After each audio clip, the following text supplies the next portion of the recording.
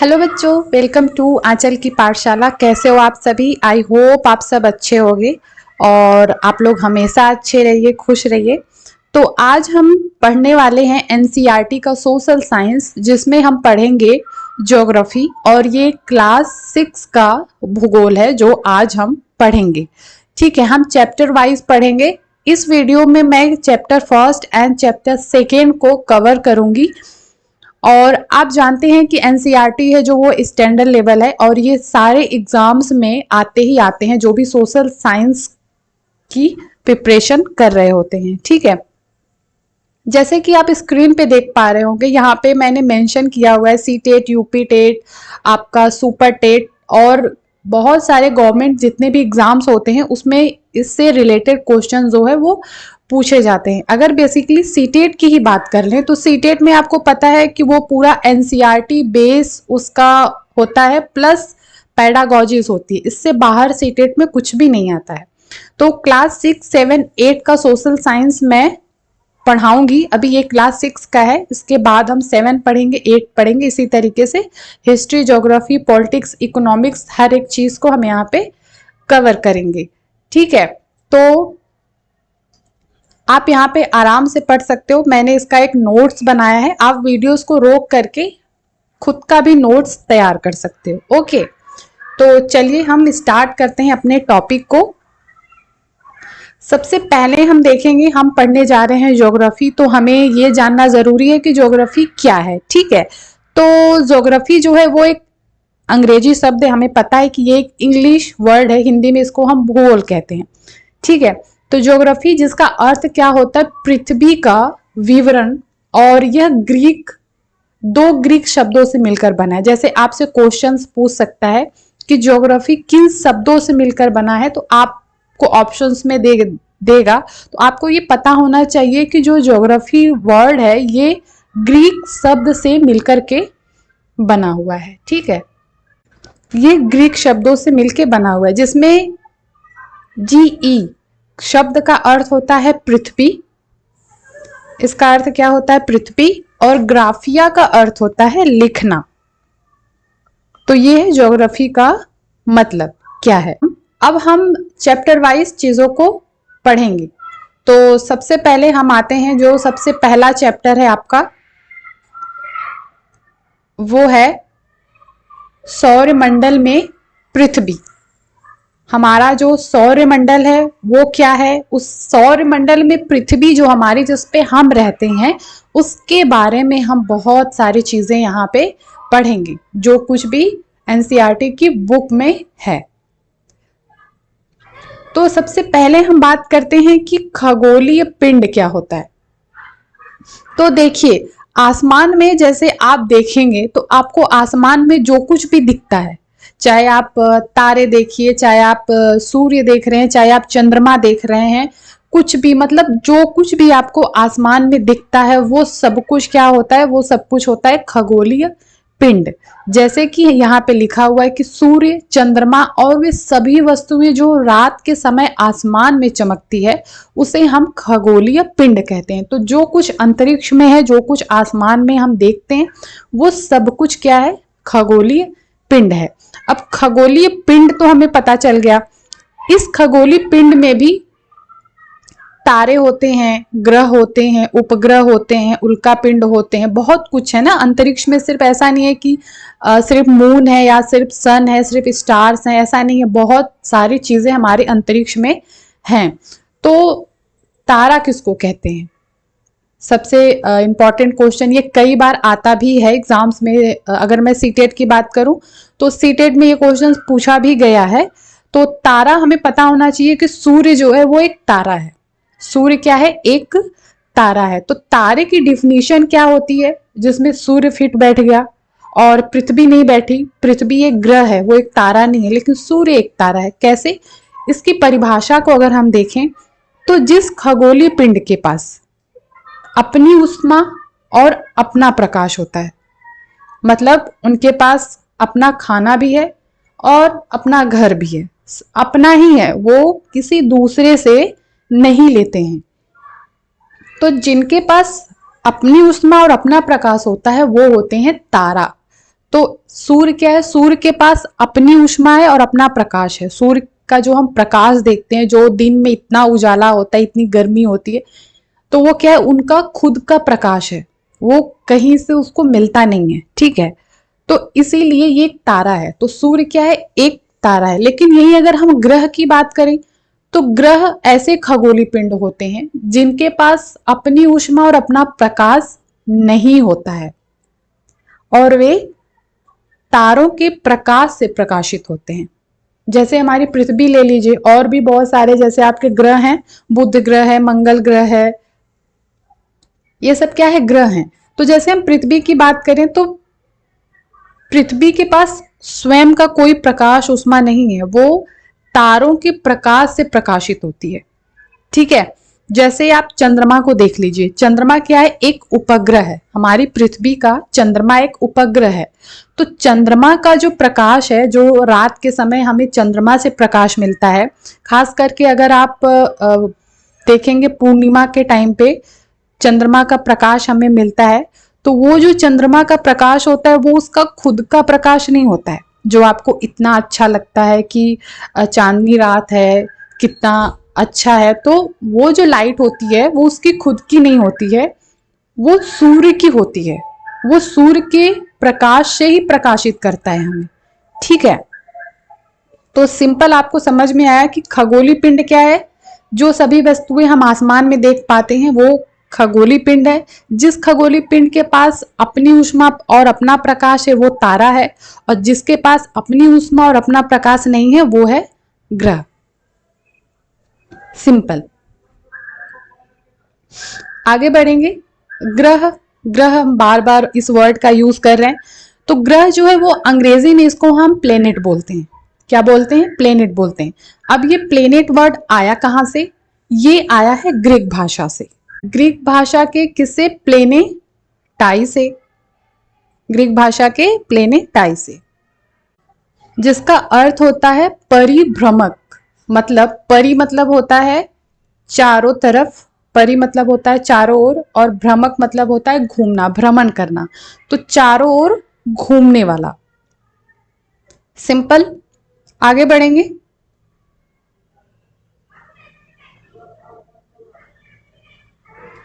देखते हैं। उत्तरी तारा जो है वो उत्तर दिशा को बताता है। उत्तरी तारा उत्तर दिशा को बताता है। इसको हम क्या कहते हैं, इसको हम कहते हैं ध्रुव तारा। ध्रुव तारा क्या होता है, ध्रुव तारा जो होता है वो हमेशा उत्तर दिशा में होता है। पहले के टाइम पे क्या था कि जब लोग रास्ता भटक जाते थे या फिर किसी वजह से उनको रास्ता पता नहीं चलता था, तो ये होता था कि किस दिशा में जाएं। जैसे उनको पता है कि हमें उत्तर दिशा में जाना है या हमें दक्षिण दिशा में जाना है, लेकिन दिशा पता चलेगा कैसे, तो वो लोग ध्रुव तारा देख करके दिशा को पता कर लेते थे। क्योंकि ध्रुव तारा जो होता है वो हमेशा जो है वो उत्तर दिशा में ही होता है, हमेशा एक ही स्थान पे होता है। तो उनसे वो तो पता चल जाता था कि ये दिशा जो है उत्तर है। ठीक, ध्रुव तारा को वो देख लेते थे, उन्हें पता चल जाता था कि ये दिशा उत्तर है। तो अगर उत्तर दिशा पता चल गई तो दक्षिण दिशा आसानी से पता चल जाती है, क्योंकि उत्तर का जो अपोजिट है वो दक्षिण होता है। फिर आपके राइट साइड में आपका हो जाता है पूर्व और लेफ्ट में आपका पश्चिम हो जाता है। तो इस तरीके से एक उत्तर दिशा पता चल जाने से बाकी 3 दिशाओं का ज्ञान हो जाता था। तो इस तरीके से उन्हें दिशा पता चलती थी, तो वो रास्ता अपना भटकते नहीं थे। सिंपल। तो ध्रुव तारा क्या है, इसको उत्तरी तारा जो कि हमेशा उत्तर दिशा में ही होता है और ये आसमान में हमेशा एक ही स्थान पे रहता है। फिर है नक्षत्र मंडल। तारों का जो समूह है उसको हम क्या कहते हैं, नक्षत्र मंडल। जैसे सूर्य एक तारा है, तो ऐसा नहीं है ना कि सिर्फ सूर्य ही एक तारा है। मतलब हमारे सौर मंडल में एकमात्र सूर्य ही है जो एक तारा है, ऐसा तो नहीं है। सूर्य की तरह और भी न जाने कितने तारे होंगे। तो पूरे जो तारों का एक समूह होता है उसका नाम दिया गया है नक्षत्र मंडल। जिसमें हम अर्सा मेजर या बिग बियर देखें तो ये इसी तरीके का नक्षत्र मंडल है। अर्सा मेजर या बिग बियर क्या है, एक तारों का समूह है। सप्तऋषि क्या होता है, सप्तऋषि तारा क्या होता है, सप्त मतलब होता है 7 यानी कि 7, और ऋषि मतलब पता है ऋषि महात्मा संत जो होते हैं। तो ये जो सप्त ऋषि है ये 7 तारों का समूह है ना, जो कि नक्षत्र मंडल जो अर्सा मेजर का भाग है। तो 7 तारों का समूह है क्या, सप्त ऋषि।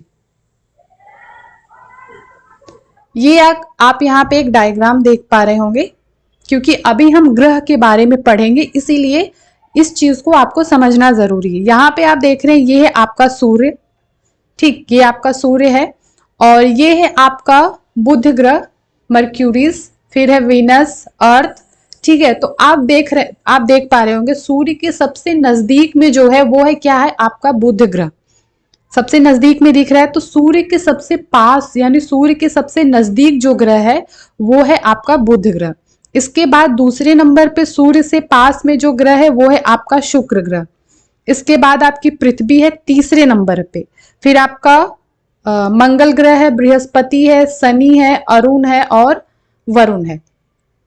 प्लूटो जो है ये बौना ग्रह है। तो हमारे पास कितने ग्रह हैं, 8। हमारे पास कितने ग्रह है, 8। प्लूटो हमारा ग्रह नहीं है, इसको बौने ग्रह की श्रेणी में रखा गया है। पहले क्या था, पहले 2006 से पहले हमारे पास 9 ग्रह थे, 9th जो है वो प्लेनेट थे, लेकिन अगस्त 2006 के बाद में प्लूटो को ग्रह की श्रेणी से हटा दिया गया और इसको बौने ग्रह की श्रेणी में रखा गया, क्योंकि ग्रह का जो अपना एक परिभाषा है उस परिभाषा में जो प्लूटो है वो फिट नहीं हो पा रहा था, इस वजह से उसको बौने ग्रह की श्रेणी में रखा गया है। दूसरी चीज आप यहाँ पे देख पा रहे होंगे, इन सारे ग्रहों में आपको सबसे बड़ा ग्रह कौन सा दिख रहा है, सबसे बड़ा ग्रह जो आपको दिख रहा है वो है ये वाला ग्रह, है ना, जो कि है आपका जुपिटर यानी कि बृहस्पति। तो हमारे सौरमंडल का सबसे बड़ा जो ग्रह है वो है बृहस्पति, जैसा कि दिख भी रहा है। और सबसे छोटा ग्रह जो है वो है आपका बुध ग्रह, सबसे छोटा ग्रह है आपका बुध ग्रह, जो कि सूर्य के सबसे नजदीक पाया जाता है।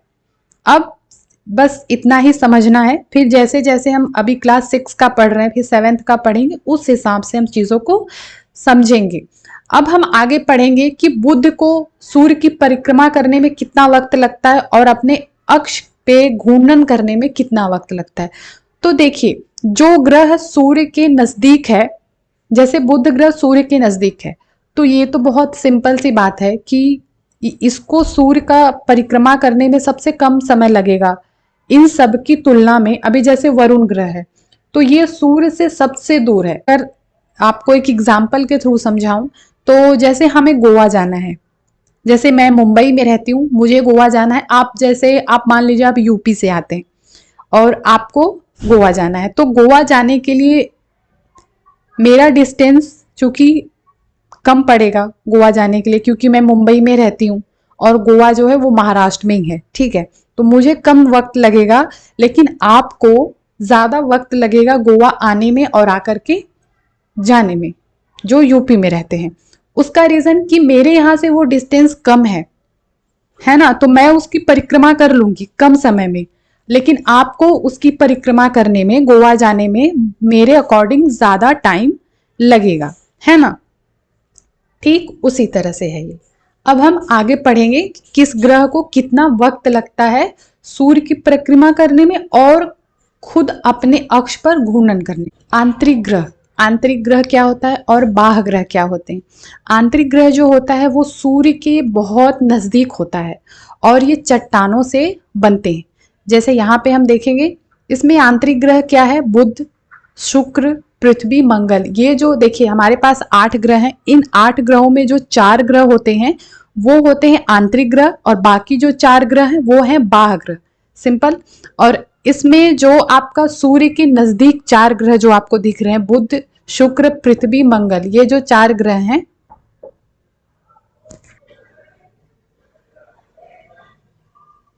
ठीक है, तो बुध, शुक्र, पृथ्वी और मंगल, ये जो 4 ग्रह आपको सीक्वेंस में देख रहे हैं जो सूर्य के पास हैं, ये चारों आंतरिक ग्रह हैं।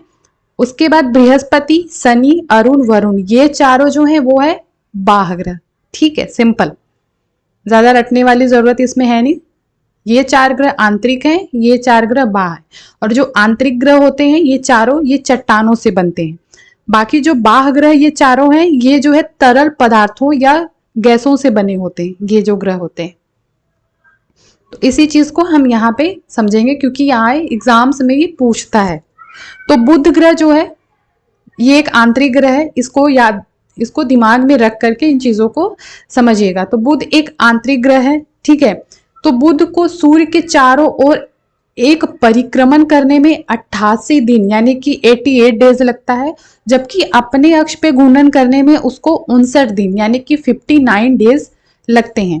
अब एक बात जो आती है कि परिक्रमण क्या होता है और घूर्णन क्या होता है। परिक्रमण ये हम आगे जो सेकंड वाला लेसन है, आगे जो थर्ड वाला जो लेसन है ज्योग्राफी का, उसमें इसका डिफिनेशन दिया गया है। सिंपली अगर हम समझें परिक्रमण क्या होता है, जो ग्रह होता है जब वो सूर्य के चारों तरफ चक्कर लगाती है तो उसको हम कहते हैं परिक्रमण, और वही ग्रह जब अपने अक्ष पे चक्कर लगाती है, अपने अक्ष पे घूमती है, तो उसको हम कहते हैं घूर्णन। तो अपने अक्ष पे घूमना घूर्णन और सूर्य के चारों ओर चक्कर लगाना परिक्रमण कहते हैं, ठीक है। तो बुध को कितना वक्त लगता है? 88 दिन यानी 88 डेज, और इस अपने अक्ष पे घूर्णन करने में इसको 59 दिन का वक्त लगता है। शुक्र ग्रह को सूर्य के चारों ओर एक परिक्रमा करने में 255 दिन 255 डेज लगते हैं, और अपने अक्ष पे घूमने में, अपने अक्ष पे घूर्णन करने में उसको 243 दिन लगते हैं। अब पृथ्वी जिसपे कि हम रहते हैं भाई, उसको कितना समय लगता है? तो पृथ्वी को सूर्य के चारों ओर एक परिक्रमा करने में लगता है 365 दिन और 6 घंटे।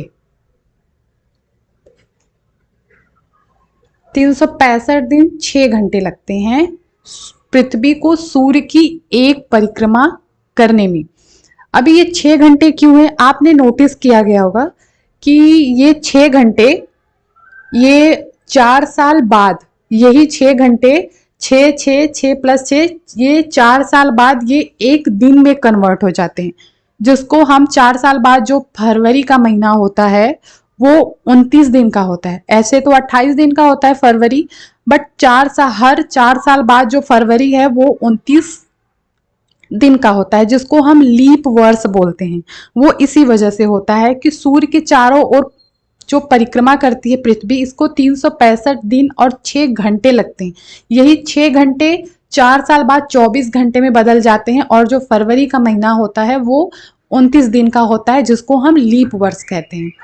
और पृथ्वी को अपने अक्ष पे घूमने में, मतलब पृथ्वी अपने अक्ष पे एक दिन में घूमती है, उसको एक दिन का वक्त लगता है। इसीलिए आप देखेंगे दिन और रात होता है, हर दिन होता है, इसको हम दैनिक गति बोलते हैं। डेली आपका दिन होगा, रात होगा, वो उसी की वजह से होता है। तो दिन और रात का होना किस वजह से होता है? पृथ्वी के घूर्णन की वजह से। पृथ्वी जो अपने अक्ष पे घूमती है उसी वजह से दिन और रात होता है, और सूर्य के चारों ओर जो परिक्रमा करती है उसकी वजह से मौसम में परिवर्तन होता है। ये चीज भी हम पढ़ेंगे आगे, जो हमारा थर्ड लेसन है, जो हमारा सेकेंड वीडियो आएगा उस पे हम इस चीज को डिस्कस करेंगे, ठीक है। और चंद्रमा की संख्या क्या है? 1 है, हमारा उपग्रह एक ही है चंद्रमा हमारा। और मंगल ग्रह की बात करें तो इसको सूर्य के चारों ओर एक परिक्रमण करने में 687 दिन लगते हैं, और अपने अक्ष पे घूमने में 1 दिन का वक्त लगता है। इसके पास चंद्रमा कितना है? 2। अब ये है बाह्य ग्रह।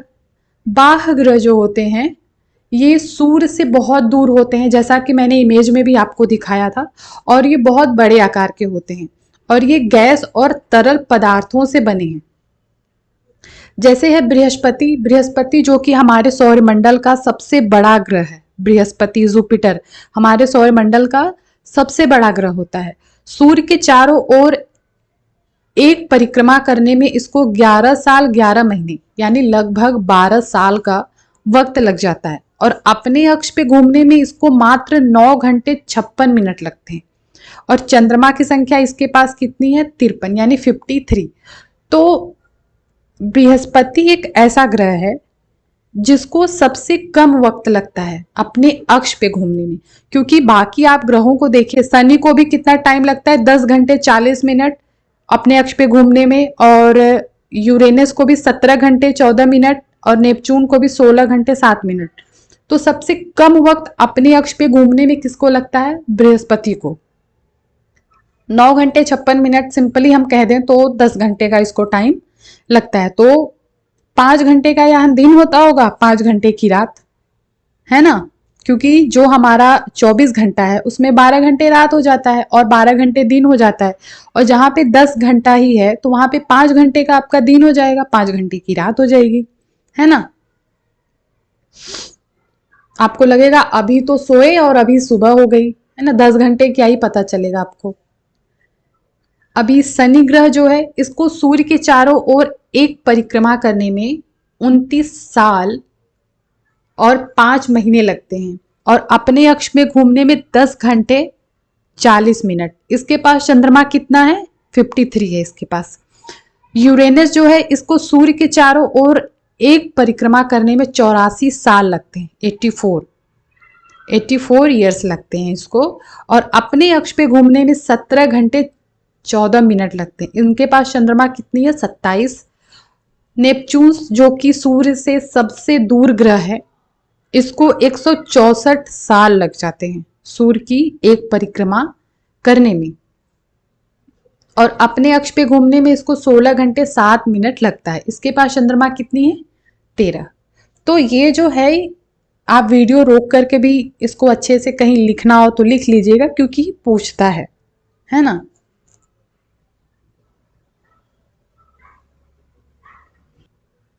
अब हम आगे बढ़ेंगे।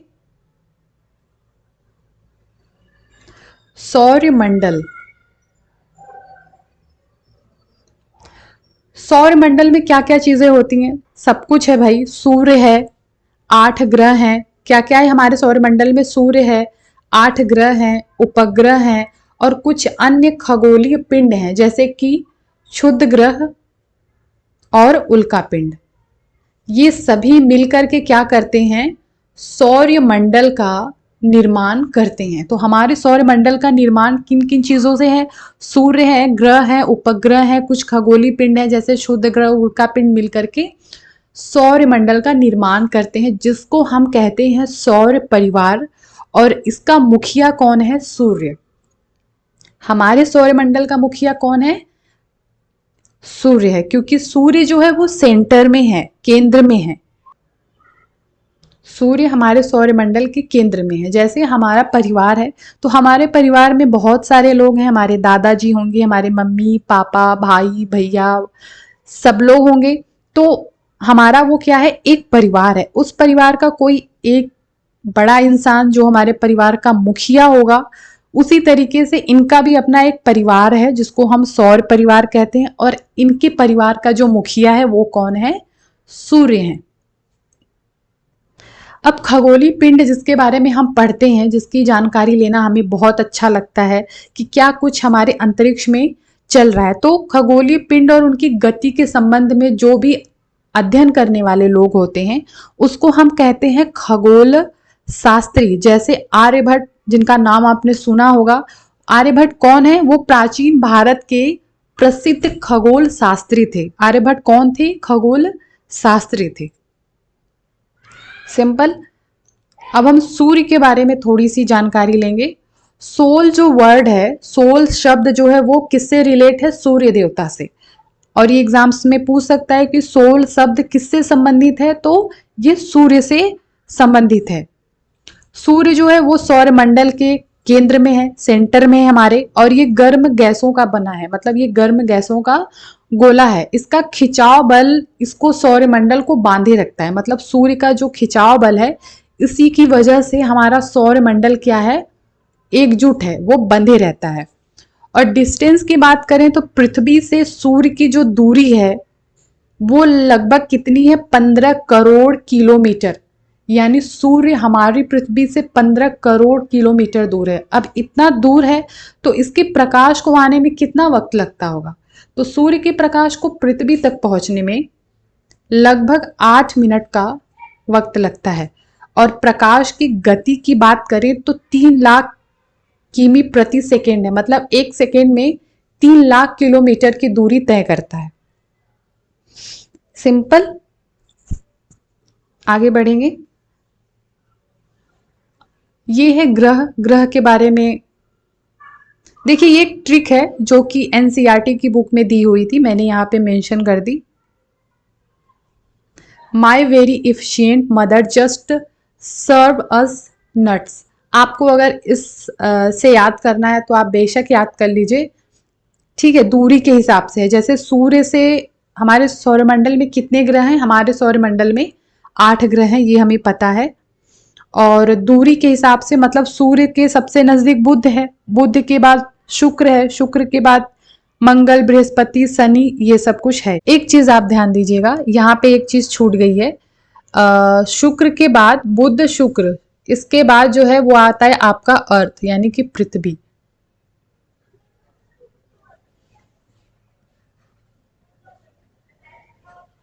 ठीक है, तो पहले बुध है, सूर्य से दूरी के, सूर्य के सबसे पास बुध है, उससे दूर शुक्र है, उसके बाद पृथ्वी है, फिर मंगल ग्रह है, फिर बृहस्पति है, शनि है, फिर यूरेनस है और आपका नेपच्यून है।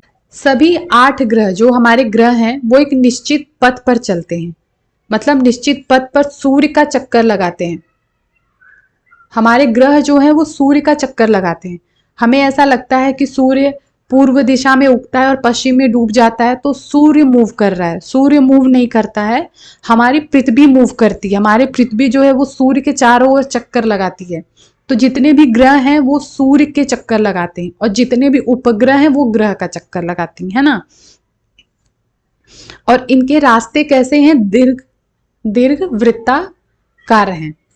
सभी के लिए रास्ते बने हैं ना। आप जैसे रोड से आपको कहीं जाना है, चाहे आप रोड से जा रहे हो चाहे आप प्लेन से जा रहे हो, तो उसका एक रास्ता बना हुआ है कि कैसे जाते हैं। उसी तरीके से इनका भी रास्ता है जो कि है दीर्घ वृत्ताकार। और ये क्या कहलाते हैं, ये कक्षा कहलाते हैं, ऑर्बिट कहलाते हैं। बृहस्पति, शनि, यूरेनस के चारों ओर क्या है, छल्ले हैं, ठीक है। और ये प्लूटो की बात है कि अगस्त 2006 में अंतरराष्ट्रीय खगोलीय संगठन ने प्लूटो को बौना ग्रह कहा। अगस्त 2006 में अंतरराष्ट्रीय खगोलीय संगठन ने प्लूटो को कहा कि ये बौना ग्रह है, जो कि मैंने पहले भी आपको ये चीज बताई। हमें पता ही है कि बुध जो है वो सूर्य के सबसे नजदीक है, ठीक है। शुक्र ग्रह को पृथ्वी का जुड़वा ग्रह कहा जाता है। क्यों? क्योंकि शुक्र ग्रह को देखने में जो इसकी आकृति और आकार है वो लगभग पृथ्वी के ही समान होता है, इसीलिए बोला जाता है कि शुक्र ग्रह जो वो है पृथ्वी की जुड़वा ग्रह है, जुड़वा बहन है उनकी, है ना। शुक्र ग्रह को सांझ का तारा और भोर का तारा भी कहते हैं। पृथ्वी के बारे में पढ़ेंगे। अब हम अपने घर की बात करेंगे जहां हम रहते हैं। पृथ्वी, सूर्य से दूरी के हिसाब से पृथ्वी जो है वो तीसरा ग्रह है, जैसा कि मैं आपको दिखा देती हूं यहाँ पे। ये देखिए, पृथ्वी ये तीसरे नंबर पे है, पहले नंबर पे बुध है, फिर शुक्र है, फिर आपकी पृथ्वी। तो सूर्य से दूरी के हिसाब से पृथ्वी क्या है, वो तीसरे नंबर पर आती है ना।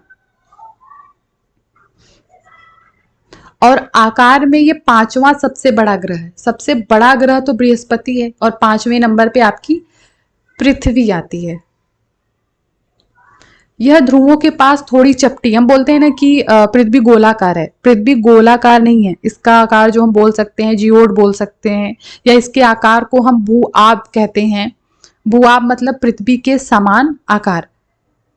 पृथ्वी का आकार गोलाकार नहीं, क्योंकि ध्रुवों के पास चपटी है और मध्य में उभरी हुई है। क्योंकि आप देखिए ना, आपकी पृथ्वी पे कोई जगह भी एक जैसी नहीं दिखती है ना। अगर आप देखेंगे तो आपको पर्वत दिख रहे हैं, पहाड़ दिख रहे हैं, मैदानी भाग दिख रहे हैं, फिर समुद्र दिख रहे हैं, तो कहीं भी समतल जैसा ऐसा नहीं है कि पृथ्वी गोल हो जाएगी, क्योंकि बहुत असमानताएं हैं हमारे धरातलीय स्वरूप पे। ओके, और इसके अलावा पृथ्वी को नीला ग्रह कहते हैं। क्यों? क्योंकि आप जब पृथ्वी को देखेंगे बाहर से, जैसे आप चंद्रमा से देख रहे हैं या दूसरे ग्रह से अगर आप पृथ्वी को देखेंगे तो पृथ्वी आपको नीला दिखेगा। उसका रीजन क्योंकि यहाँ पे जो है पानी ज्यादा है, 71% जो है वो यहाँ पे इसका आवरण जो है वो पानी से ढका है, किसका, पृथ्वी का। इसीलिए इसको देखने पे ही नीले कलर की दिखती है, इसीलिए इसको नीला ग्रह भी कहते हैं। ये आपकी पृथ्वी, आप इस इमेज देखिए, ये आपको कैसी दिख रही है, ब्लू दिख रही है। ये नीले ग्रह की दिखती है इसी वजह से, क्योंकि ये सब, ये जो कलर ये नीला है, ये सब पानी है ना। अब हम बात करेंगे चंद्रमा की, चंदा मामा की। तो जो मामा जी हैं वो क्या है, एक उपग्रह है। हमारे पृथ्वी के पास केवल एक ही उपग्रह है और वो क्या है, चंद्रमा है। चंद्रमा क्या है, उपग्रह है। चंद्रमा क्या है, उपग्रह है, इस बात का ध्यान रखिएगा। इसका व्यास पृथ्वी के व्यास का केवल 1/4 है ना। और जैसे कि पृथ्वी से सूर्य की दूरी 15 करोड़ किलोमीटर थी, उसी तरीके से पृथ्वी से चंद्रमा की जो दूरी है वो 3,84,400 किलोमीटर है। ठीक। और 20 जुलाई 1969 को, यानी 20 जुलाई 1969 को नील आर्मस्ट्रॉन्ग ने सबसे पहले चंद्रमा पे कदम रखा था। तो चंद्रमा पे जाने वाले सबसे पहले व्यक्ति कौन थे, नील आर्मस्ट्रॉन्ग थे, जो कि 20 जुलाई 1969 को चंद्रमा की सतह पर गए थे। और ये सारा सीटेट में जैसे सिंपल है कि मैंने सीटेट का एग्जाम दिया है, तो प्रीवियस ईयर भी मैंने किया, तो मुझे बहुत सारे क्वेश्चंस याद रहते हैं ऐसे दिमाग में। तो ये वाले भी क्वेश्चंस आए हुए हैं कि चंद्रमा की सतह पे जाने वाले सर्वप्रथम व्यक्ति कौन थे, ये पूछा गया प्रश्न है। थोड़ी सी और बात करेंगे इनके बारे में। चंद्रमा पृथ्वी का एक चक्कर लगभग 27 दिन में पूरा करती है। मतलब चंद्रमा जो है वो पृथ्वी का चक्कर लगाती है, तो उसको कितना दिन लगता है पृथ्वी का चक्कर लगाने में, तो उसको एक चक्कर लगाने में 27 दिन लगता है। और इतने ही दिन में वो अपने अक्ष पर भी घूमती है। जैसे हमारी पृथ्वी सूर्य की परिक्रमा कर रही थी 365 दिन 6 घंटे में, लेकिन अपने अक्ष पे घूम रही थी एक दिन में।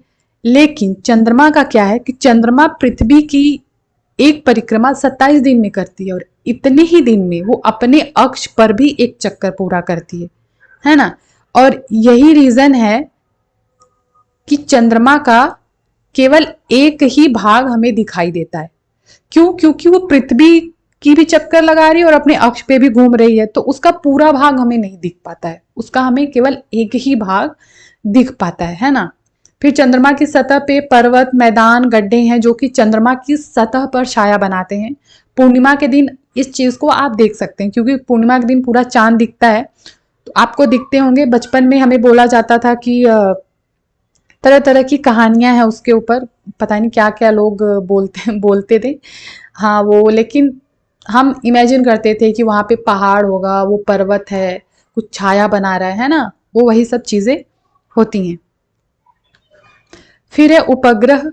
जैसा हमें पता है चंद्रमा उपग्रह है जो कि ग्रह का चक्कर लगाता है। उपग्रह क्या, एक खगोलीय पिंड है। खगोलीय पिंड में तो सब कुछ है, जो भी अंतरिक्ष में है सब खगोलीय पिंड है, जो कि ग्रहों के चारों ओर चक्कर लगाता है। उसी प्रकार जिस प्रकार ग्रह सूर्य के चारों ओर चक्कर लगाता है, तो जिसका चक्कर आप लगाएंगे वो आपका चक्कर नहीं लगाएगा, वो किसी और के चक्कर में रहते हैं। हाँ, तो आप किसी का चक्कर मत लगाइए, क्योंकि वो भाव नहीं दे रहे हैं, वो उनका चक्कर लगा रहे हैं तो वो उनका चक्कर लगा रहे हैं। ऐसे लोग, दुनिया ऐसे चक्करों में फंसी पड़ी है और घूम रही है, हम भी घूम रहे हैं भाई। मानव निर्मित उपग्रह क्या होता है? मानव निर्मित मतलब जिसको मानव ने बनाया है, एक कृत्रिम पिंड मानव ने बनाया है, उपग्रह वैज्ञानिकों द्वारा बनाया गया है। किस लिए? ब्रह्मांड के बारे में जानकारी लेने के लिए, हमें ब्रह्मांड के बारे में पता करने के लिए, और पृथ्वी पर संचार माध्यम के लिए मानव निर्मित उपग्रह जो सैटेलाइट होते हैं वो बनाए गए। अभी आप मोबाइल फोन्स पे बात कर रहे हो, मैं आपको पढ़ा रही हूँ, जैसे ऑनलाइन पढ़ा रही हूँ, मैं आपको यूट्यूब के जरिए पढ़ा रही हूँ, तो ये सारी चीजें कैसे पॉसिबल है? सैटेलाइट के थ्रू ही पॉसिबल है। तो इन्हीं सब चीजों पे यूज होता है, इसीलिए मानव निर्मित उपग्रह बनाए गए हैं। जैसे कि अंतरिक्ष में कुछ भारतीय उपग्रह हैं, जैसे इनसेट है, IRS है और एडुसेट है। देखिए ये वाला क्वेश्चंस भी मुझे याद है, ये आया हुआ है सीटेट में, ये क्वेश्चंस आया हुआ है। एडुसेट क्या है तो आपको ऑप्शंस दे देगा, तो आपको याद रखना है। उपग्रह दे देगा, तो आप अगर अच्छे से पढ़े नहीं रहेंगे आप टिक लगा दें, हाँ उपग्रह तो है, उपग्रह तो ये है, लेकिन ये मानव निर्मित उपग्रह है ना, ये खुद से नहीं बना है, इसको इंसानों ने बनाया। जैसे चंद्रमा जो उपग्रह है वो खुद से बना है, लेकिन एडुसेट, इनसेट, IRS ये जो उपग्रह हैं ये इंसानों ने बनाए। तारों, ग्रहों, उपग्रहों के अतिरिक्त हमने तारों की बात की, सूर्य की, ग्रहों की बात की जो हमारे 8 ग्रह हैं, उपग्रहों की बात की जैसे चंद्रमा है और जो मानव निर्मित उपग्रह हैं इनकी हमने बात की। इसके अलावा असंख्य मतलब बहुत सारे छोटे पिंड भी हैं जो सूर्य के चारों ओर चक्कर लगाते हैं। ऐसा नहीं कि सिर्फ ग्रह चक्कर लगा रहा है या उपग्रह चक्कर लगा रहा है, इसके अलावा और भी छोटे छोटे पिंड हैं जो सूर्य के चारों ओर चक्कर लगाते हैं। इनको हम क्या कहते हैं? क्षुद्र ग्रह कहते हैं, सिंपल। और ये क्षुद्र ग्रह पाए कहाँ जाते हैं, ये भी सीटेट का पूछा हुआ प्रश्न है कि क्षुद्र ग्रह कहाँ पाए जाते हैं। तो ये मंगल और बृहस्पति की कक्षाओं के बीच पाए जाते हैं। मंगल और बृहस्पति की कक्षाओं के बीच में जो पाए जाते हैं वो है आपके क्षुद्र ग्रह। आई थिंक इसमें होगा, मैं आपको दिखा देती हूँ इमेज के थ्रू।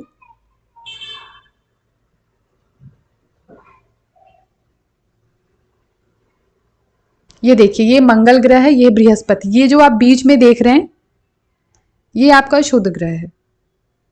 मंगल और बृहस्पति की कक्षाओं के बीच में ये वाला जो हिस्सा आप देख रहे हैं, ये छोटे छोटे हैं, ये सब आपके क्या हैं? क्षुद्र ग्रह आ जाते हैं, ठीक है।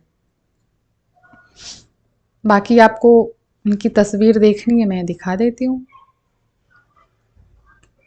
ये देखिए, ये है क्षुद्र ग्रह। फिर आगे बढ़ेंगे, क्षुद्र ग्रह हमने पढ़ा। सूर्य के चारों ओर चक्कर लगाने वाले, सूर्य के चारों ओर चक्कर लगाने वाले पत्थरों के छोटे छोटे टुकड़ों को उल्का पिंड कहते हैं। असंख्य छोटे पिंड जो हैं वो क्षुद्र ग्रह हैं, और छोटे छोटे टुकड़े, छोटे छोटे टुकड़ों को हम क्या कहते हैं? उल्का पिंड कहते हैं। ये आप देखिए, ये जो आप देख रहे हैं ये उल्का पिंड है जो कि हमारे धरती पे आपको गिरता हुआ दिख रहा है ना। ये सब जो आप देख रहे हैं ये सब क्या है? ये सब उल्का पिंड है।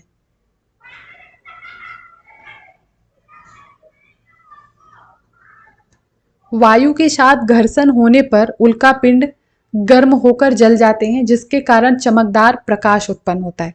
आपने देखा होगा जब भी आप रात के टाइम पे इतने आसमान में देखते हैं तो एक प्रकाश जैसा जाता है ना, जिसको पहले के टाइम पे जैसे अभी भी बोलते हैं कि कोई विश है तो मांग लो, विश पूरी हो जाएगी। तारा टूटा विश मांग लो, है ना।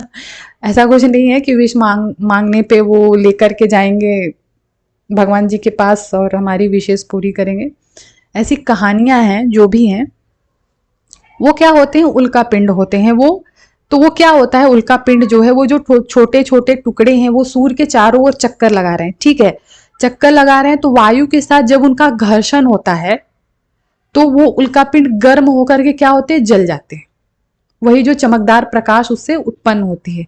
लेकिन कभी कभी क्या होता है, जरूरी नहीं कि हर बार ये जल जाता है, कभी कभी कोई उल्का पूरी तरीके से नहीं जलता और वो बिना जले ही हमारी पृथ्वी पर गिरता है, जिससे धरातल पर क्या होते हैं? गड्ढे बन जाते हैं। धरातल पर गड्ढे, अब वो गड्ढे बन गए तो या तो गड्ढे रहेंगे या उसमें बरसात का पानी जमा हो जाएगा तो वो झील बन जाएगा, है ना। तो ये उल्का पिंड है। फिर आकाश में फैली चौड़ी सफेद पट्टी की तरह चमकदार रास्ते को क्या कहते हैं? आकाश गंगा। हमारी आकाश गंगा का क्या नाम है? मिल्की वे। इसकी तरह हमारा, जैसे हम जिस आकाश गंगा में रहते हैं उसका नाम है मिल्की वे, लेकिन हमारी मिल्की वे की तरह ही न जाने कितनी आकाश गंगाएं होंगी। आकाश गंगाएं तो बहुत सारी हैं, हमने अपनी आकाश गंगा का नाम रखा है मिल्की वे, जिसमें हम रहते हैं, है ना। और लाखों आकाश गंगाएं मिलती हैं तो ब्रह्मांड का निर्माण करती हैं। इस ब्रह्मांड के बारे में जानकारी पूरी तरीके से हासिल करना तो शायद ही पॉसिबल हो। आगे बढ़ेंगे तो ये आपका लेसन यहाँ पे खत्म होता है। ये सेकंड लेसन स्टार्ट हुआ, ग्लोब, अक्षांश एवं देशांतर। इसमें हम पढ़ेंगे कि अक्षांश किसको कहते हैं, देशांतर किसको कहते हैं, विषुवत रेखा क्या होती है, कर्क रेखा क्या होती है, मकर रेखा क्या होती है, उष्ण कटिबंध, शीतोष्ण कटिबंध और शीत कटिबंध के बारे में पढ़ेंगे। इस डायग्राम के थ्रू हम समझेंगे इन चीज़ों को। यहाँ पे हम डायग्राम्स बनाएंगे। ओके, फिर ग्रीनविच रेखा क्या है, जीएमटी, इसको पढ़ेंगे और कुछ बेसिक सी जानकारी है, बस इसके बाद आपका ये वाला चैप्टर जो है वो खत्म हो जाए। अक्षांश और देशांतर, सबसे पहले हम समझेंगे ग्लोब क्या होता है, जो कि यहाँ पे पूछा गया है। ग्लोब, तो ग्लोब है क्या, इसको हम समझेंगे। तो पृथ्वी का अध्ययन करने के लिए, मतलब हमारी जो पृथ्वी है उसका अध्ययन हम कैसे करेंगे, मतलब कुछ ऐसा मॉडल बनाएंगे, उसका प्रतिरूप बनाएंगे, उसके थ्रू हम पृथ्वी के बारे में चीजों को समझ पाएंगे, है ना। तो पृथ्वी का अध्ययन करने के लिए पृथ्वी का एक लघु रूप बनाया गया, यानी कि एक मॉडल तैयार किया गया जिसे हम ग्लोब कहते हैं। उसको हम पृथ्वी मानते हैं और उसी हिसाब से हम अध्ययन करते हैं। पृथ्वी का अध्ययन करने के लिए पृथ्वी का एक मॉडल तैयार किया गया जिसको हम ग्लोब कहते हैं। अब अक्षांश और देशांतर क्या होता है, इसको हम समझेंगे। सबसे पहले अक्षांश और देशांतर समझने से पहले हम समझते हैं विषुवत रेखा क्या होती है। इसके बाद हम अक्षांश को समझेंगे, हमें ये इजी पड़ेगा, ठीक है। तो विषुवत रेखा क्या होती है, इस इमेज को देखते हैं। हम यहाँ पे सारी चीजें इन्हीं दोनों इमेज के थ्रू पढ़ेंगे। आप देख पा रहे होंगे, इसमें देखिए ये जो विषुवत रेखा है, ये वाली रेखा, ये वाली रेखा जो है, जो पृथ्वी के बीचों बीच से गई है। तो विषुवत रेखा क्या होती है, ये पृथ्वी को दो बराबर भागों में बांटती है। विषुवत रेखा पृथ्वी को दो बराबर भागों में बांटती है। और ऐसा बिल्कुल नहीं है कि सच में कोई ऐसी रेखा है, क्योंकि ये सारी काल्पनिक रेखाएं हैं। जैसे हमारा अक्षांश और देशांतर है, ये क्या है, अक्षांश और देशांतर क्या है, ग्लोब के ऊपर खींची गई काल्पनिक रेखा है।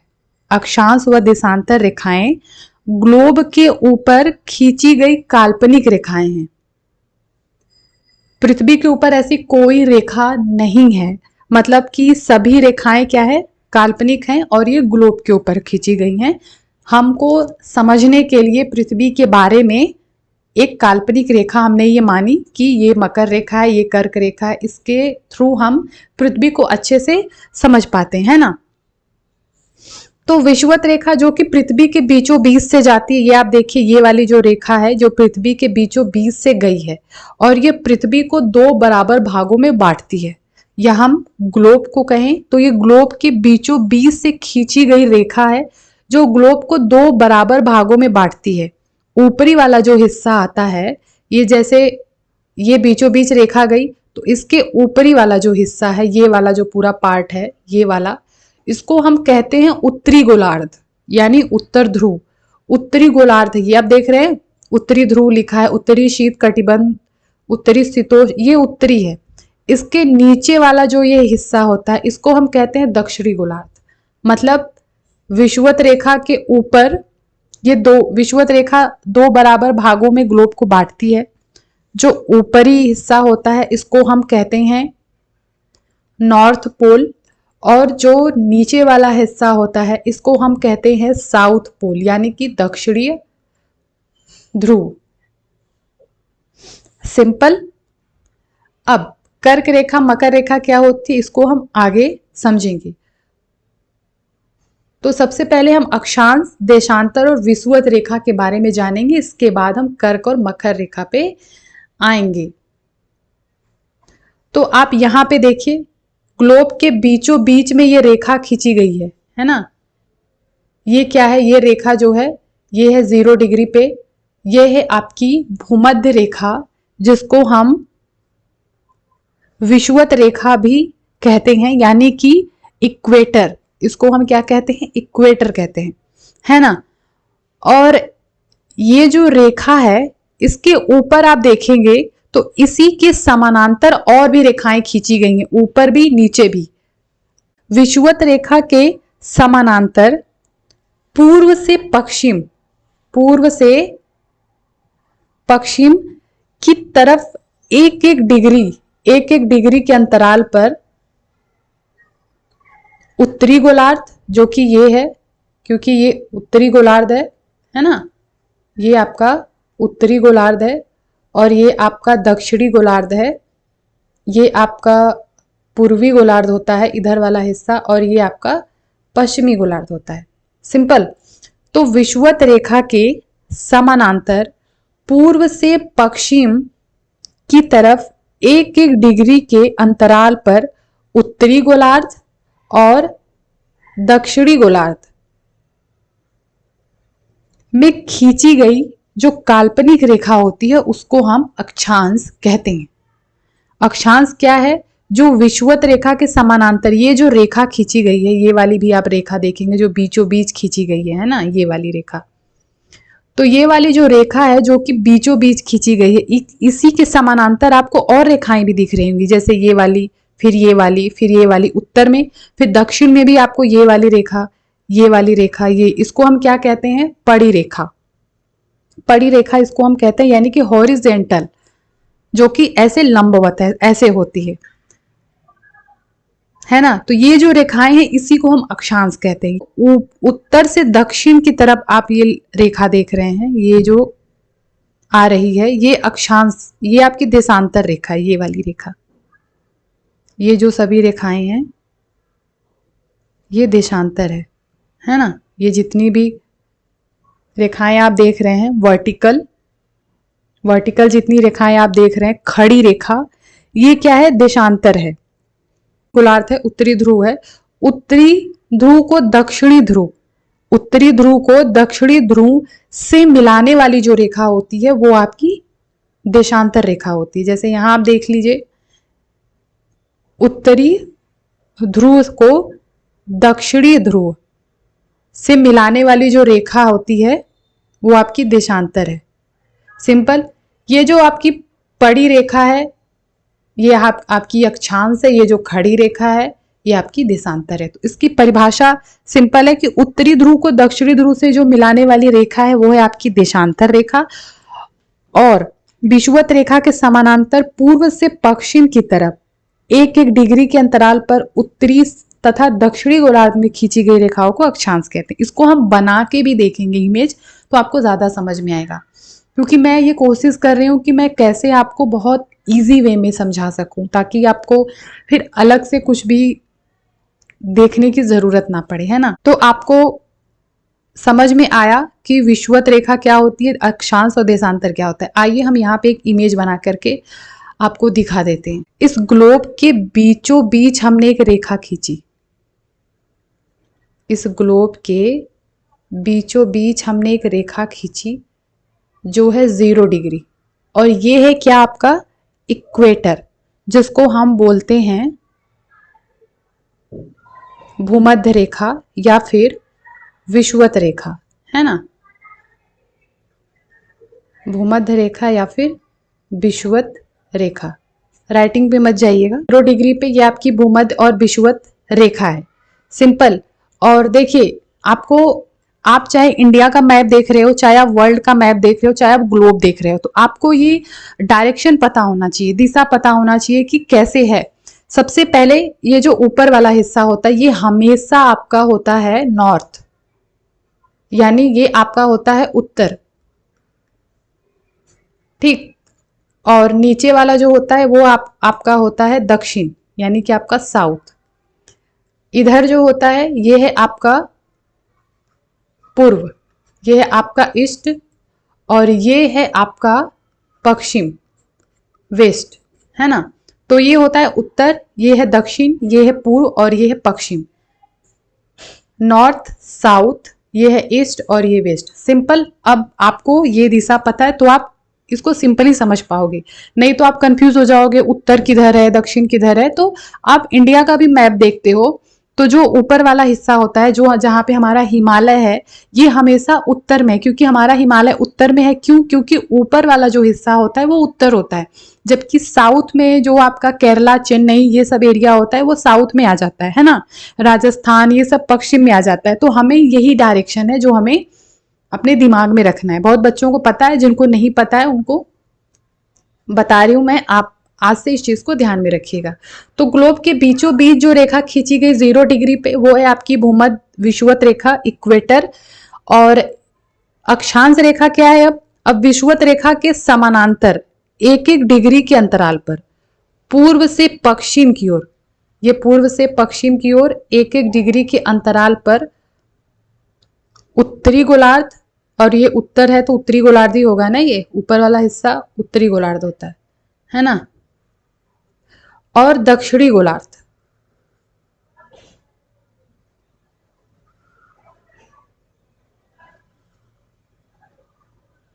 ठीक है, दक्षिणी गोलार्ध में जो खींची गई रेखाएं हैं ये क्या है? अक्षांश है। ये सभी रेखाएं, चूंकि ये तो विषुवत रेखा है, इसको थोड़ा हाईलाइट कर देते हैं, मोटा कर देते हैं, आप समझ जाइएगा। बाकी इसके समानांतर आपको ये सभी रेखाएं दिख रही हैं, ये सभी क्या है? ये सभी जो है रेखाएं वो हैं आपकी अक्षांश रेखा। क्या है? ये है आपकी अक्षांश रेखा। ठीक है, ये आपकी क्या है? अक्षांश रेखा, जिसको हम बोलते हैं लैटिट्यूड। ग्लोब खींचा और इसके बीचों बीच आपकी गई ये रेखा जो है आपकी 0 डिग्री, है ना, जो है आपका 0 डिग्री, जिसको हम इक्वेटर बोलते हैं, भूमध्य रेखा या फिर विषुवत रेखा बोलते हैं। तो हमने अक्षांश को देखा कि इसी के समानांतर पूर्व से पश्चिम की ओर खींची जाती है ना। अब देशांतर रेखा क्या होती है? जो कि उत्तरी ध्रुव, ये उत्तर है हमें पता है, और ये हमारा है दक्षिण, है ना। तो जो उत्तरी ध्रुव को दक्षिणी ध्रुव से मिलाती है वो आपकी देशांतर रेखा है। जो उत्तरी ध्रुव को दक्षिणी ध्रुव से मिलाती है वो है आपकी देशांतर रेखा।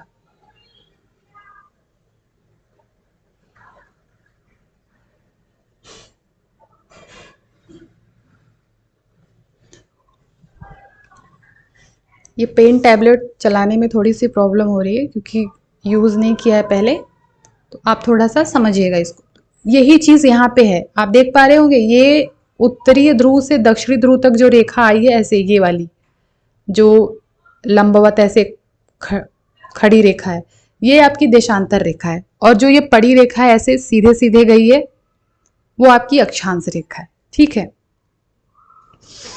ऐसी रेखाएं अक्षांश रेखाएं, ऐसी रेखाएं ये आपकी हैं देशांतर रेखाएं। सिंपल। अब हम पढ़ेंगे कर्क रेखा क्या होती है और मकर रेखा क्या है। हमने ये पढ़ा और ये भी पढ़ लिया। हाँ, ग्लोब में झुकी हुई अवस्था को क्या कहते हैं? अक्ष कहते हैं। कर्क और मकर रेखाएं क्या होती हैं? इस इमेज में आप देख सकते हैं, पृथ्वी के बीचों बीच से खींची गई जो रेखा है 0 डिग्री पे, ये है आपकी विषुवत रेखा। और कर्क रेखा जो है ये उत्तरी गोलार्ध में कर्क रेखा पड़ती है। विषुवत रेखा इधर है, इसके ऊपर जब आप जाएंगे उत्तरी गोलार्ध में आपकी कर्क रेखा पड़ती है 23.5 डिग्री उत्तर कर्क रेखा, और 23.5 डिग्री दक्षिण में आपकी आती है मकर रेखा, और 66.5 डिग्री दक्षिण में आपकी दक्षिणी शीत कटिबंध, और 66.5 डिग्री उत्तर में आपका उत्तरी शीत कटिबंध, क्योंकि ये उत्तरी ध्रुव है और ये दक्षिणी ध्रुव है। सिंपल। तो कर्क रेखा ये है जो 23.5 डिग्री उत्तर में है, और मकर रेखा 23.5 डिग्री दक्षिण में है। अब हमें ये समझना है कि भारत कहाँ है, हमारा भारत कहाँ है। तो जो कर्क रेखा है ये भारत के बीचों बीच से गुजरता है ना। कर्क रेखा जो है वो भारत के बीचों बीच से गुजरता है। सिंपल।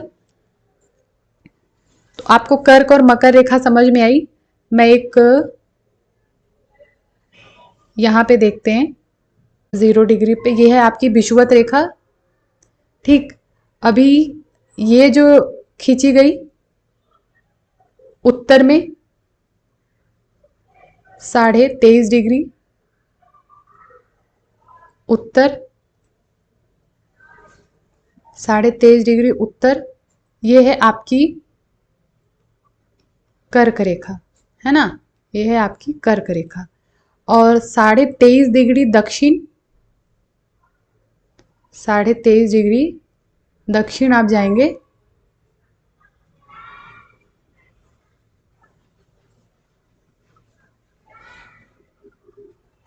तो ये है आपकी मकर रेखा। तो भारत कहाँ है? कर्क रेखा। कर्क रेखा भारत बीचों बीच। इसके बाद यहां पे जो आपका जाएगा ये आपका 66.5 डिग्री आर्कटिक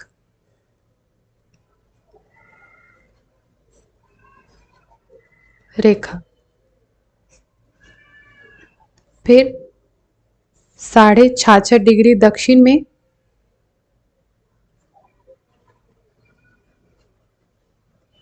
66.5 डिग्री दक्षिण में ये है क्या है? आपकी अंटार्कटिका।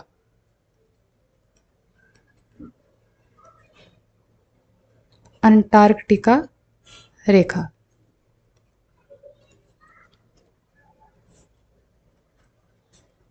ठीक, बहुत सुंदर लग रहा है। और ये जो ये होता है ना उत्तरी ध्रुव, ये आपका 90 डिग्री होता है और ये दक्षिणी ध्रुव 90 डिग्री होता है, दक्षिणी ध्रुव। और ये 90 डिग्री उत्तरी ध्रुव। ठीक, ये हमने समझा। आपको समझ में आया होगा कि विषुवत रेखा क्या है। मैं पूरी कोशिश कर रही हूँ कि आपको बहुत सिंपल से समझा पाऊँ ताकि आपको किसी तरीके की कोई दिक्कत ना हो। 0 डिग्री पे जो है आपकी वो है विषुवत रेखा, है ना। बाकी 23.5 डिग्री उत्तर कर्क रेखा, 23.5 डिग्री दक्षिण मकर रेखा, 66.5 डिग्री आर्कटिक रेखा, 66.5 डिग्री दक्षिण में अंटार्कटिक रेखा और 90 डिग्री उत्तर ध्रुव और दक्षिणी ध्रुव 90 डिग्री। ठीक, अक्षांश देशांतर क्या होता है? जो भूमध्य रेखा के समानांतर पूर्व से पश्चिम की ओर 1-1 डिग्री उत्तरी और दक्षिणी गोलार्ध में खींची गई रेखा होती है और उत्तरी ध्रुव को दक्षिणी ध्रुव से मिलाने वाली रेखा आपकी देशांतर रेखा होती है। सिंपल। अब मुझे नहीं लगता कि समझाने की ज़रूरत है अलग से, काफ़ी इजी वे में मैंने कोशिश की, इसलिए थोड़ा टाइम ज़्यादा चला गया है ना।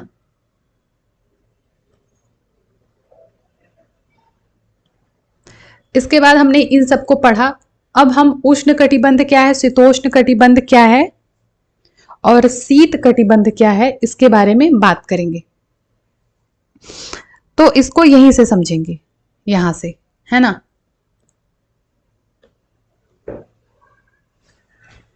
तो देखिए ये जो कर्क रेखा है, उत्तर में कर्क रेखा है और दक्षिण में जो मकर रेखा है, इसके बीच का जो हिस्सा है, इसके बीच का जो हिस्सा है यहां से यहां तक का जो हिस्सा है, ये बीच वाला हिस्सा है, यहाँ पे क्या होता है, सूर्य की किरणें जो है वो लंबवत पड़ती हैं, है ना। मतलब वर्ष में एक बार सूर्य जो है वो दोपहर में सिर के ठीक ऊपर आ जाता है। कहाँ पे?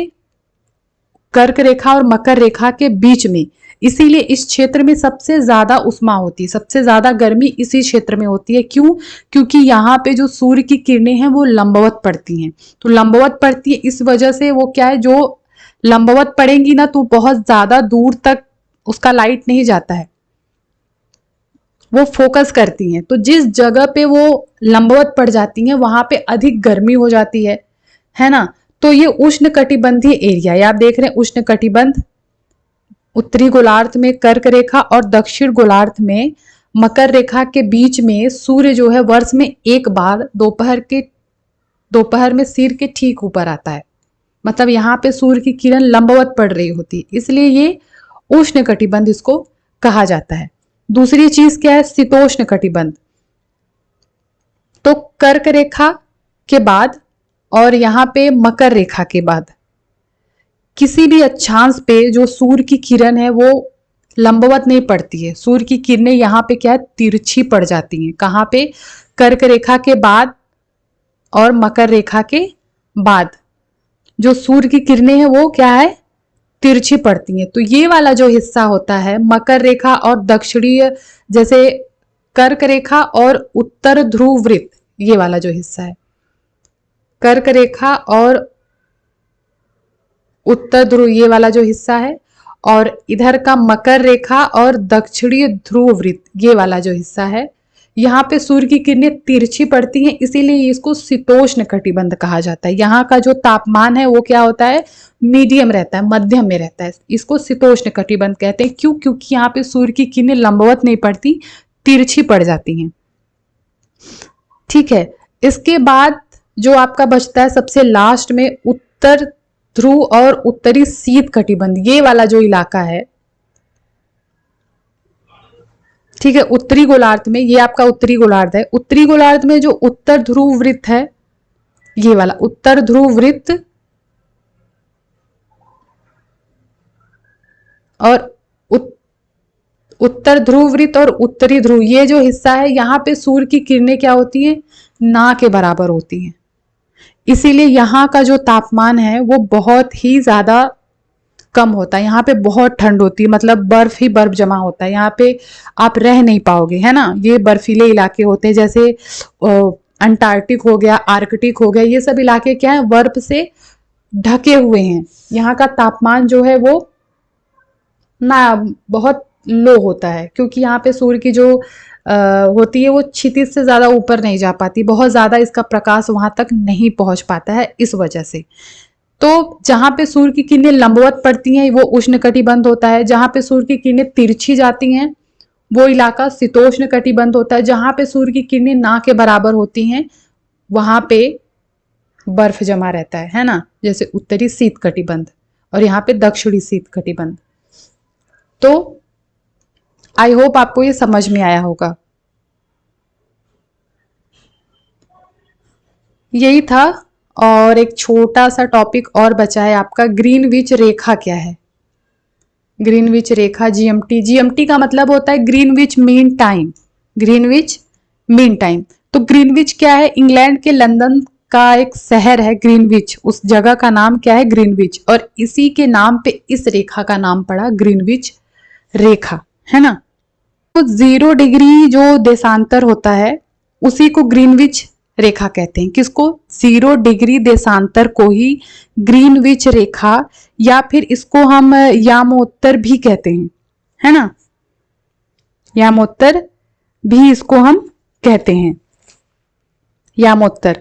और सबसे पहली बात, जो देशांतर रेखाएं होती हैं वो कितनी होती हैं, 360 होती हैं, सिंपल 360 देशांतर रेखाएं होती हैं, और देशांतर रेखाएं जो हैं वो लगभग एक समान होती हैं।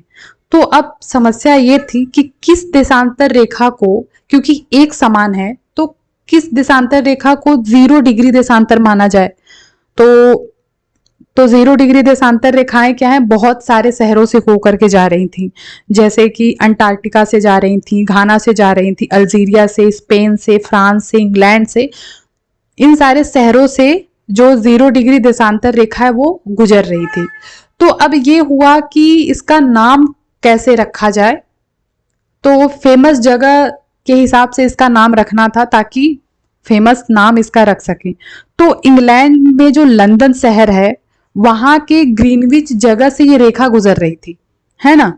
तो बस क्या था, एक तो इंग्लैंड फेमस है, उस पे से लंदन शहर में वो था, वो फेमस था, तो ग्रीनविच जो जगह का नाम था उसी के नाम से इसका नाम पड़ गया ग्रीनविच रेखा, है, ग्रीनविच रेखा इसका नाम पड़ गया, और तभी से ये नाम चला आ रहा है। तो जीएमटी वही चीज है, 0 डिग्री यामोत्तर को ही ग्रीनविच रेखा कहते हैं या ग्रीनविच मीन टाइम कहते हैं। और देशांतर रेखाएं 360 हैं, तो 180 डिग्री पूर्वी देशांतर में और 180 डिग्री पश्चिमी देशांतर में आता है। तो सिंपली आपको समझ रहा है ग्रीनविच रेखा क्या है। ग्रीनविच 0 डिग्री देशांतर को ग्रीनविच रेखा कहते हैं। इसका नाम इसलिए पड़ा क्योंकि ये इंग्लैंड के लंदन शहर के ग्रीनविच प्रयोगशाला से गुजरता है, तो उसी जगह के नाम पे इसका नाम पड़ गया। जीएमटी मतलब होता है ग्रीनविच मीन टाइम। इसकी जरूरत क्यों पड़ गई, ऐसा क्या था? तो ये एक स्टैंडर्ड टाइम है, दुनिया का जो मानक समय है वो इसी रेखा से निर्धारित होता है। किससे? 0 डिग्री देशांतर से ही। जैसे कि हम जानते हैं कि भारत का जो जैसे एक चीज मैं आप दिखाती हूं, हमारी पृथ्वी जो है वो पश्चिम से पूर्व की ओर चक्कर लगाती है, और वे स्थान जो ग्रीनिच के पूर्व में है, ग्रीनिच क्या है? 0 डिग्री देशांतर। तो 0 डिग्री देशांतर के जो पूर्व में देश आते हैं उसका जो समय है वो आगे रहेगा, और 0 डिग्री देशांतर यानी कि जो ग्रीनिच है उसके पश्चिम में जो आएगा उसका समय पीछे रहेगा। ऐसा बनाया गया है ना, कि ग्रीनिच के पूर्व में आएंगे उनका समय आगे रहेगा, और जो ग्रीनिच के पश्चिम में आएंगे उनका समय पीछे रहेगा। तो भारत का जो ग्रीनिच है, भारत कहाँ स्थित है? तो भारत जो है वो ग्रीनिच के पूर्व में स्थित है। मतलब हमारा जो भारत है वो पूर्व में है, पूर्व में है, मतलब 82 डिग्री 30 पूर्व में स्थित है भारत। तो हमने यहाँ पे पढ़ा कि ग्रीनिच के पूर्व में जो शहर आएंगे उसका समय आगे चलेगा, और पश्चिम में जो आएगा उसका समय पीछे चलेगा। अब भारत जो हमारा है वो तो पूर्व में आ गया, तो सिंपल सी बात है कि हमारे भारत का जो समय है वो आगे चलेगा ग्रीनिच से। कितना आगे चलेगा? 5 घंटा 30 मिनट। हमारे भारत का समय ग्रीनिच के समय से 5 घंटा 30 मिनट आगे चलता है। अगर जैसे हम समझें, इसका मतलब क्या है कि सिंपली समझिए कि अगर लंदन के दोपहर में अगर 2 बज रहे हैं, लंदन में दोपहर का 2 बज रहा है, तो हमारे भारत में क्या टाइम होगा? हमारे भारत में 5.5 घंटा वो आगे चलेगा ना, क्योंकि हमारा भारत तो पूर्व में 82 डिग्री 30 पूर्व में स्थित है, और पूर्व में है तो उसका टाइम आगे चलेगा 5.5 घंटे। तो वहां का 2 बजा लंदन का, तो हमारे भारत में उस टाइम कितना बजेगा? 7:30 बजेगा, क्योंकि वो 5.5 घंटा आगे चल रहा है। और इसे ही ये जो है 82 डिग्री 30 पूर्व, इसको हम भारतीय मानक समय बोलते हैं। समझ में आया आपको?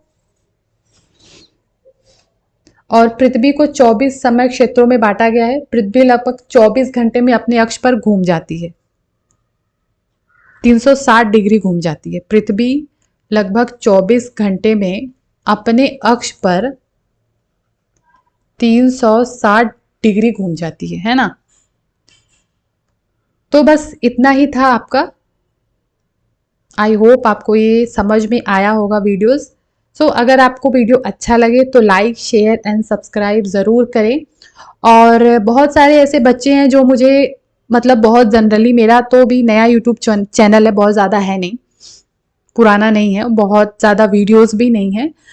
और कुछ बच्चे हैं जो कमेंट्स करते हैं कि जैसे अगर मैं बहुत फास्ट बोलने की कोशिश करती हूँ कि मैं थोड़ा टाइम बचा सकूँ, फिर भी टाइम लग जाता है।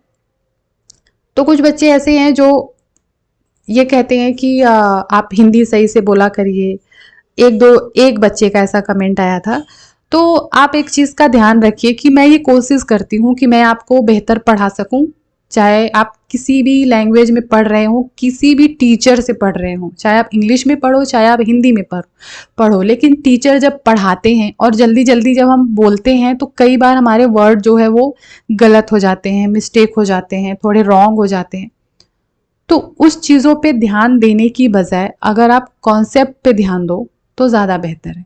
कमियां निकालना बहुत आसान होता है कि आप हिंदी ठीक से नहीं बोल रही हैं, मतलब आप कम से कम लिखने से पहले ये तो सोचो कि आप क्या बोल रहे हो। क्या आप जब बोलते हो आपसे गलतियां नहीं होती? आपने कभी भी गलती नहीं करी बोलने पे? हो जाता है, हम जानबूझ के नहीं करते। सो अभी मैं वही कि आप इस तरीके के कमेंट्स करते हैं तो थोड़ा सा अच्छा फील नहीं होता है। मुझे ऐसा लगता है कि मैं अच्छा नहीं पढ़ा पा रही हूँ, जबकि मैं अपनी तरफ से कोशिश कर रही हूँ कि मैं वो गलतियाँ भी ना करूँ। सो कुछ नहीं कहना था। आई होप आपके लिए ये वीडियोस अच्छा होगा। मैं कोशिश करूँगी कि मैं थोड़ा सा और कम टाइम लूँ, क्योंकि मैं फर्स्ट टाइम ज्योग्राफी पढ़ा रही हूँ इस तरीके से। तो मैं ये कोशिश कर रही हूँ कि कैसे पढ़ा दूँ कि आपको वो समझ में आ जाए।